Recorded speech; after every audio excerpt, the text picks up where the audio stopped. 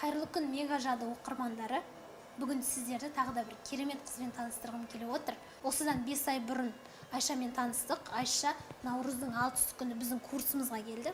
Жылдам оқу курсына келіп, 2 айда нәтижесін көрсетіп, қазір Алматыға мені іздеп келіп отыр екен. Сосын Айша Алматыға келген соң міндетті түрде сұхбат түсіріп қалайық, басқа балалар көрсін, басқа балалар Айшаға ұқсасын деген оймен қазір жетістіктерін өзінің аузынан естиміз. Айша, жасың қаншада? Өзің туралы толық айта кетші. Менің жасым 10-да. Толық аты жөнім Байдат Айша Нұржанқызы. Орал қаласынан келіп отырмын. 5-ші сыныпта 6-ші мектеп лицейінде оқимын. Достарым өте көп. Осыдан 5 ай бұрын менің бастауыш сыныптағы сынып жетекшім Арайлым Біржанқызы маған Мегажадының номерін берді.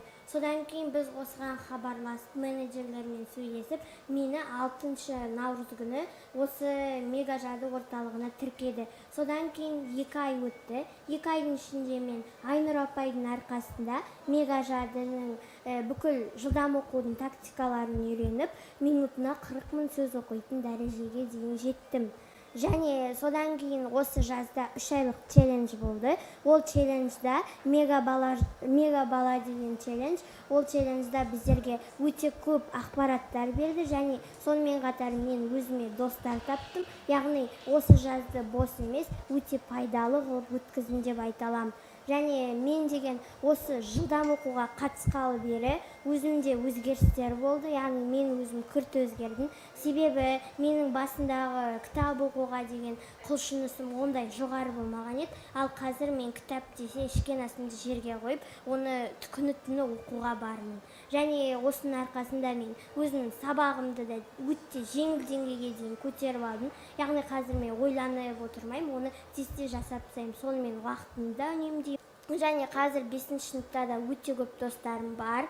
Мен болашақта өзім жарқын болашақта өмір сүріп, және өзімнің артынан із қалдыруды мақсат етіп отырмын. Енді қазір біз көбіне жылдам оқу туралы айтайық. Қазір ата-аналар балаларын беретін кезде айтады: "Ой, онлайн ғой, онлайн балам түсінбейді" деп. Мысалы, сен Оралдан онлайн оқыдың ғой? Иә. Қалай болды, соны айтшы. Онлайн оқығанда, онлайн оқу деген, ол меніңше офлайн оқудан жақсырақ. Өйткені онлайн оқуда, офлайн оқуда сен тек қана бір сабақ аласың. Ал онлайн оқуда сен түсінбеген жеріңді қайтадан қайталай аласың. Сен онлайн оқуда деген музыка болады, барлығы болады. Яғни апайдың қателіктері, олар монтажда ол деген өзгеріп саған эффектіні қызық болып өтеді. Меніңше онлайн оқу ол офлайн оқуға қарағанда кішкене, егер жетістікке жеткілеріңіз келсе, онда оның пайдасы зор сияқты. Енді Айша, мысалы Оралда тұрасыңдар, бұл миды дамыту курсына сен осыған дейін жылдам оқу туралы білген жоқсың? Білмедім. Оралда жоқ.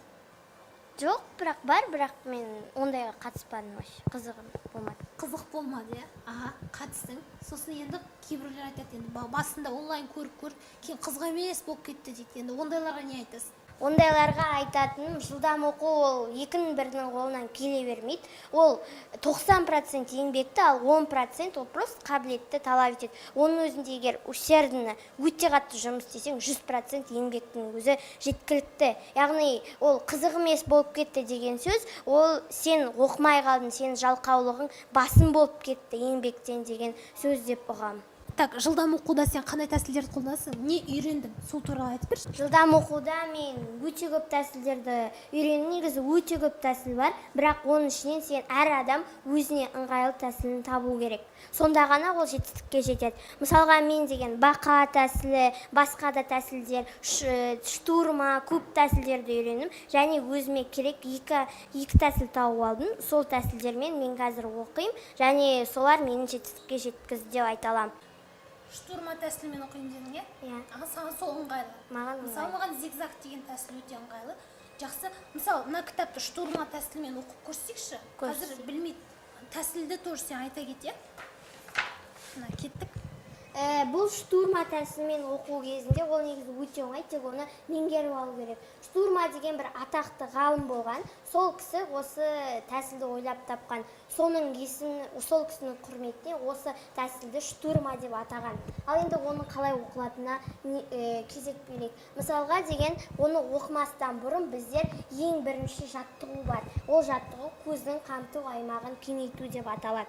Ол үшін біздерде екі қызықты ойынға ұқсас заттар бар. Мысалға оның бірі пирамида және де кесте сияқты. Осы екі жаттығуды тұрақты жасап тұрсаңыз, сіз мысалға жай қарапайым адам бір қарағанда ол тек бір жолды көре алады, не бір сөйлемді 3-4 сөз көре алады. Ал жылдам оқуды меңгерген, көзінің қамту аймағын жақсартқан, жетілдірген адам, ол бір қарағанда бір абзацты кемінде көру міндетті. Міне сол тәсілдерді істеп болғаннан кейін біздер былай қараймыз. Бірінші тақырыбын оқимыз, алгоритм бар ол. Сосын деген оны оқыған кезде міне ортаға қараймыз. Ортаға қарау арқылы біз жандарын қарап отыру керекпіз сол сөздерді. Мысалы ортаға қарап келатып, бүйтіп түсіп кетуге болады. Ортада көзіміз, назарымыз, бірақ мына екі жанды, екі көзіміз қамту керек. Енді мына жерде не айтылған айтпашы? Бұл жерде бір бала жайында айтылған, бір отбасы жайында. Бір ауқатты отбасы болған, ол Лондонда тұрған сол отбасы, және сол отбасында деген баласы, ата-анасы тұрған бірге. Және де солар деген өздері дегенде саяхатты, сондай нелер жақсы көрген болған. Олар деген бірде кемемен шығады, бір жаққа шығады. Және олар деген кемемен шыққан кезде сол деген бір апатқа тап болады. Және соңында деген оның ата-анасы кішкене нәрсе болып қалады. Ал бала бір аралға тап болады. Так, не деді? Мен ауқатты отбасында дүниеге келдім, жақсы білім алдым, әкем заңгер болуды қалады деді. Дұрыс, саяхатта Лондонға кетіп бара жатқан, теңізде дауыл болған, апат болған, қатерлі жағдай. Супер, молодец. Мысалы, сабақтарымыздың ішінде мүлде жылдамдыққа қатысы жоқ, кола туралы айтылды, арман мақсат туралы айтылды. Негізі арман мақсаттар анық па? Анық. Біздің сабақтардың, Айнұр апайдың сабақтардың ерекшелігі, ол кісі деген ешқашанда бір затқа қадалып алмайды. Яғни ол адамды жан-жақты дамытады. Мысалға, егер де адам баласы оқи беретін болса, бірақ ол өзінің денсаулығына қарамаса, өзіне басқа заттарға мән бермесе, онда ол адамның оқығаны вообще пайдасыз, керек емес деген сөз. Осы Айнұр апай осыны байқап, біздерге денімізді салауатты өмір салтын ұстануды, күнде жүгіруді, зиянды заттарды қолданбауды, соның барлығын бізге үйретіп отырды. Және қазір таңда мен солар апайдың айтқан кеңестерін қолданамын. Содан кейін мен тек оқымаймын, өзімнің дене мүшемнің, өмірімнің ұзартамын, яғни осы жақында мен қараймын. Мысалға, біздерде бір сабақ болды, 4-ші сабақ деп ойлаймын, кола жайында айтылды. Онда деген зиянды сусындар жайында. Зиянды сусындарды ішкен адам, олар деген өмірлері ұзақ болмайды және әртүрлі ауруларға шалдығады. Мысалға, бізге деген айтады, ол деген зиянды сусынды бір рет ішесің, содан кейін ішпейсің, арасында ішіп тұруға болады деп. Бірақ сөйтіп айтқан кезде ол бәрібір жаңағы онда деген қант бар, өте улы адамды, аспартам. Сол адамның денсаулығын, бүйрегін, ішкі құрылысын құрт жіберетін. Сол деген ішкен кезде солының кішкентай қалдықтары өкпеге, бүйрекке жиналады. Сөйтіп ол деген өте үлкен ауруға шалдығады. Мысалға, соған бір мысал ретінде бізде сонда бір бала болды, оның аяғы өте ешкім деген көрмегендей бір жараланған. Оның барлығы сол зиянды сусындардың кесірінен, залалынан деп анда айтылған. Енді кола ішіп жүрсің ба? Бұрын ішетін бе едің? Енді жасырмай-ақ қояйын, мен бұрындары іштім коланы, ал қазір мен тыйдым, өйткені адам түбі оның жамандық, ауру. Супер, молодец. Қорқтың ғой ол видеода? Қорқтым. Молодец. Тағы да енді мега бала челлендж туралы айта кетші. Мега бала челленджінде өзің білесің 200-ден астам балалар болды. Қазақстанның әр өңірінен неше түрлі балалар болды. Енді ода біз көбіне денсаулық туралы, арман мақсат, кубик рубик құрау, кубик рубик құрау туралы қашан көрсетеміз? 29 қыркүйек. 29 қыркүйек күні бізде эфир болады. Жіберіп алмаңыздар. Сол кезде кубик рубик құрап көрсететін болады. Енді мега бала челлендж туралы айтып берші. Мега бала челленджі ол деген өте маған соған қатысқан адамдарға менің ойымша осы жазда жолдары болды деп ойлаймын. Және өйткені біздер осы челленджда бос уақытымызды қалай тиімді пайдалануды өте ешкім бізге әлі айтпаған ақпараттармен таныстық. Онымен қатар біздер достар таптық. Мен деген мысалға Қазақстанның түкпір-түкпірінен әртүрлі адамдармен ақылдасып, солармен сөйлесіп, олармен жақын дос болып кеттім. Ол челлендж бітсе де біздер қазір чатта әңгімелесіп тұрамыз. Және онда не болғаны жайында айтайын. Ол жақта біздерде өте көп маңызды пайдалы ақпараттар болды. Соның бірі ол арман мақсат жайында. Негізі любой адамның миссиясы болу міндетті. Миссиясы жоқ адам ол деген өмірде просто өтіп кететін адам. Ал жетістікке жететін адам ол нағыз адам.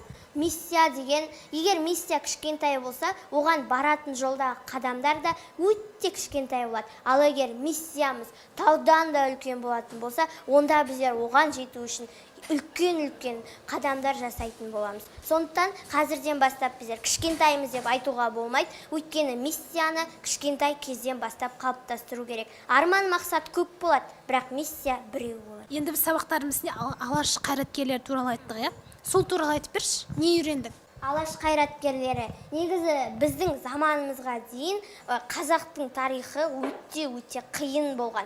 Олар деген әртүрлі заттарды кешкен, бірақ сонда да мойымай бізге аманат етіп осы қазақ жерін қалдырып кеткен. Мен өзімнің ата-бабаларымның сондай намысшыл болғанына қайран қалам. Себебі олар деген ешқандай кедергі қарамады. Олар тәуелсіздік сұрады, соғысқа да қатысты. Жоңғар, олар ортада тұрды. Барлық жерін жоңғарлар қаптады. Олардың жауы деген түкпір-түкпірде ол. Бірақ біздің ата-бабаларымыз ештеңеден қайыспады. Ал және де қазіргі заманда ондай намысшыл адамдар, олар осы біздің жас ұрпақ балалар болу керек деп ойлаймын. Өйткені біздің отанымыз ол ата-бабаның аманаты. Ал аманатқа қиянат жасауға болмайды.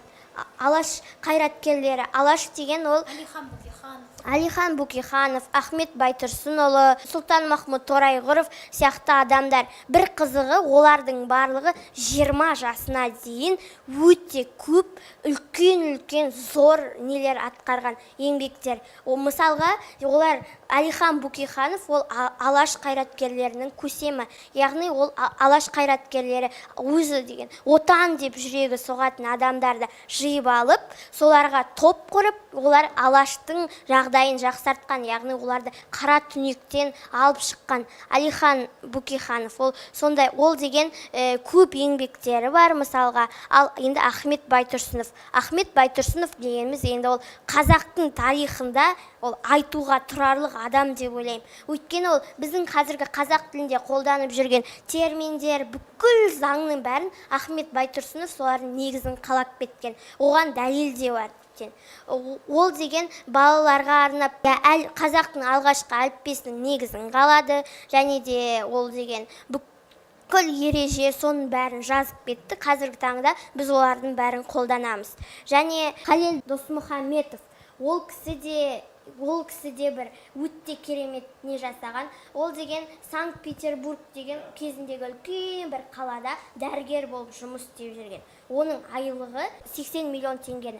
Және де оның деген күндер өтіп жатырғанда, оның туған жерінде оның қандастары қара оба деген аурумен ауырған. Ол аурудың жаман болғаны соншалықты біреуге жұқса миллион адамға жұғады. Сосын оны жазу деген екінің бірінің қолынан келе бермейді. Сөйтіп оның қандастары сол аурудың кесірінен зардабынан қырылып жатқан. Ол сонда 80 миллион теңгені тастап өзінің еліне келген, қандастарын құтқару үшін қара оба деген немен күресіп оны емдеген. Қазіргі таңда егер біреу шындап та солай 80 миллион теңгемен жұмыс істеп жатып, қандастары сондай бір нәрсе болса, бізде таңдау болады да, біздер көп ойланамыз. Не 80 миллион теңге, не қандастар. Бірақ осы кісінің сондай бір жұртына деген адалдығы, ақшаға оны айырбастамайтын сондай бір керемет кісі. Мысалы, қанша кітап оқисың?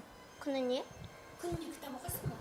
Я, негіз қазір мен бір лицей мектебіне түскесін уақытым көп болмай жүр, бірақ сонда да мен кітапқа көңіл бөлуді әлі қойған жоқпын. Мен күніне бір кітапты бітіріп тастауға тырысамын. Қалалық кітапханалардан кітап алам, сосын соларды бітіріп, тапсырып, сөйтіп жүрмін. Негізі, маман көмектесе ме сабақтарыңа? Шынымды айтайын, мен даярлық сыныпқа барғаннан бастап, менің мамамның менің сабағымда ісі болған жоқ. Ол просто маған бірінші қыркүйекке дейін киімді алып береді, оқу құралымды алып береді, сосын сөмкемді жинаймын, өзім кетем, сабағымды оқимын, бүйтем, сөйтіп мен осындай жетістіктерге жету. Менің мамамда, әкем де ешкім маған былай көмектеспейді. Былай айт. Мен өзім спокойно шығарам оңа заттарымды. Қазір енді сенімділік күшті ғой сенде, себебі қаланың білімін Оралда отырып алып жатсың. Мысалы, біз айтамыз енді миды дамыту, жадыны дамыту, жылдам оқу, еще миссия, ертеңгілге бір із тастап кету керек.